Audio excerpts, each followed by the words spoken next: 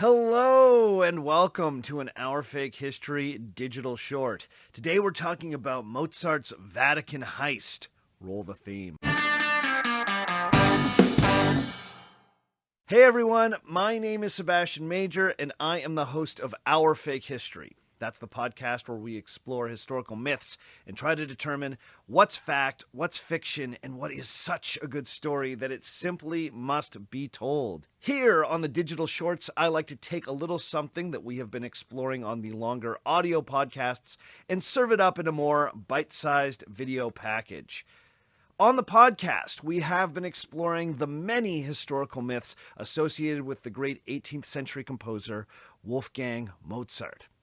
As many of you might know, Mozart was a child prodigy who was composing music by the age of 5. As such, there's a whole batch of myths and exaggerations that have to do with the uncanny musical abilities he possessed as a child. One such story has to do with him stealing a forbidden piece of music, using only his ears and his remarkable mind. But to understand this story, first we need to talk about a beloved piece of choral music known as the Miserere.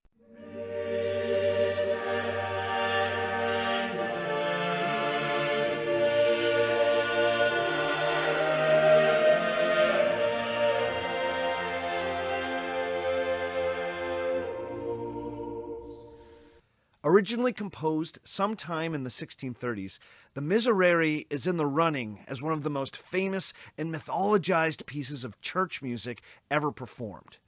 It was originally written by priest, composer, and Sistine Chapel contralto Gregorio Allegri. The piece of music is what's known as a musical setting, as it transposes the text of the biblical Psalm 51. Miserere me Deus translates as, "Have mercy on me, my God," and it was specifically created to be performed in the Sistine Chapel. After its composition, this piece became a staple of the Vatican's yearly Holy Week services leading up to Easter. Now, interestingly, the Miserere we hear today is likely quite different from the one originally composed by Gregorio Allegri. The Sistine Chapel Choir has a long tradition of modifying pieces and adding what musicologists call ornamentations. The fact that this piece had all these unwritten musical traditions associated with it led to a belief that the music itself had become a secret, jealously protected by the Vatican. It became known that this music hadn't just been written with the Sistine Chapel in mind. It was considered the exclusive property of the Sistine Chapel. The only place one could hear the Miserere without facing the wrath of the church was underneath Michelangelo's famous ceiling. By the mid-18th century, it was rumored that the church only permitted 3 copies of the sheet music for the Miserere to exist outside of the Vatican. One was held by the Habsburg Emperor in Vienna, another by the King of Portugal, and a final copy by the famous musical monk Padre Martini.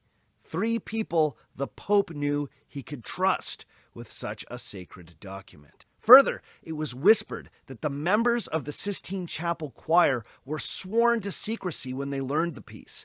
If any choir member was caught copying or distributing it, or otherwise revealing the secrets, he would be immediately dismissed and then excommunicated from the church. And for those that don't know, excommunication was essentially a ticket to hell if you were a practicing Roman Catholic in the 18th century. But then in the year 1770, if we trust the story, then one of the greatest acts of musical larceny ever was pulled off right under the Vatican's nose. In that year, the 14-year-old Wolfgang Mozart visited Rome for the first time with his father Leopold. They arrived just in time to attend the Holy Week services and hear a performance of the celebrated Miserere. Wolfgang listened close to the performance, and then that afternoon started setting pen to paper. His father Leopold would write Wolfgang's mother, telling her, quote, "You have often heard of the famous Miserere in Rome. which is so greatly prized that the performers in the chapel are forbidden on pain of excommunication to take away a single part of it, to copy it, or give it to anyone. But we have it already. Wolfgang has written it down. We shall bring it home with us. As it is one of the secrets of Rome, we do not wish to let it fall into other hands." End quote. Yes, according to Leopold Mozart, Wolfgang heard one performance of the Miserere and was able to accurately write out the entire choral piece from memory. It was yet another astounding achievement from a young man who was already famous throughout Europe as an astonishing musical genius. Now, the only copy of the Miserere not possessed by the Pope, the Holy Roman Emperor, the King of Portugal, or Padre Martini was possessed by the Mozart family. This version of the story, as preserved in Leopold's first letter to his wife from Rome, is the one that has been repeated. Wolfgang single-handedly undid over a century's worth of secrecy thanks to his unstoppable musical mind. But if you peer a little closer at this story, things become a little less cut and dry. For instance, Wolfgang's mother wrote back genuinely concerned that Leopold had involved Wolfgang in a crime, and that the family might be at risk of excommunication. In his next letter, Leopold's story changed a little bit, especially concerning just how secret the Miserere actually was. In his response, Leopold calmed his wife's nerves by explaining, quote, "There is not the slightest cause for anxiety.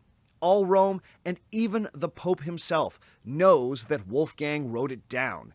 There is nothing to fear. On the contrary, the achievement has done him great credit." End quote. Further, a few months later, Leopold petitioned the Pope to reward Wolfgang for essentially stealing the Miserere with his musical mind. And believe it or not, the Pope granted the petition. In July of 1770, Wolfgang was called before His Holiness and was awarded the chivalric Order of the Golden Spur. This was a papal knighthood, technically given for Wolfgang's many acts of musical genius, but certainly including his impressive transcription of the Miserere. This all raises the question of how secret was the Miserere really? It seems a little strange that the Pope would be so willing to reward Mozart for stealing a piece of music that was guarded with the threat of excommunication. Well, as it turns out, the secrecy of the Miserere was a bit of a myth. The story about excommunication for disobedient choir members was not true. In fact, many scholars have demonstrated that copies of the sheet music for the Miserere had been circulating in Europe for a number of years before the Mozart's arrival in Rome. Not only were there copies spoken of in Vienna, but the piece was performed semi-regularly in London at the Academy of Ancient Music. There isn't much evidence that the piece had ever been an official secret, and if it had, then it had leaked well before Wolfgang wrote it out in 1770. In fact, it's quite possible that Wolfgang may have even heard the Miserere performed before his trip to Rome. Notably, the Mozart family had lived in London for a solid year between 1764 and 1765. This was part of their grand performance tour of Europe. We also know that Mozart attended performances at the Academy of Ancient Music. It's quite possible that he heard the piece there, perhaps even more than once. Now, to be clear, this is not proven, just a possibility that's worth considering. But still, transposing any piece of music from memory, even one that you've heard more than once, is still very impressive, especially if you're 14. Turns out the myth of the Miserere's secrecy was given a whole new life by Leopold Mozart. He told the story of Wolfgang's miraculous transcription far and wide, as part of a way to promote Wolfgang's performances and drum up interest in his growing repertoire of original music. To make an already impressive story all the more amazing, he leaned into the myth of the Miserere's secrecy. Early Mozart biographers, keen to present the most deified version of the musical genius, accepted Leopold's exaggeration at face value. Wolfgang's achievement wasn't just an impressive piece of transcription, it was a Vatican heist that was so good the Pope wasn't even mad. This example is emblematic of many Mozart myths. At the root of them, there's a truly amazing human achievement. But the myth makers, be they Mozart's father, fawning classical music lovers, or adoring 19th century biographers, don't seem to want Mozart's achievements to come across as merely human. He needs to be superhuman. He needs to be divine. But Mozart was human. A very weird, talented, and frankly ridiculous human. To find out more about him and the many conspiracy theories associated with his death, then please check out the audio version of Our Fake History on Spotify, Apple Podcasts, or wherever you get your podcasts.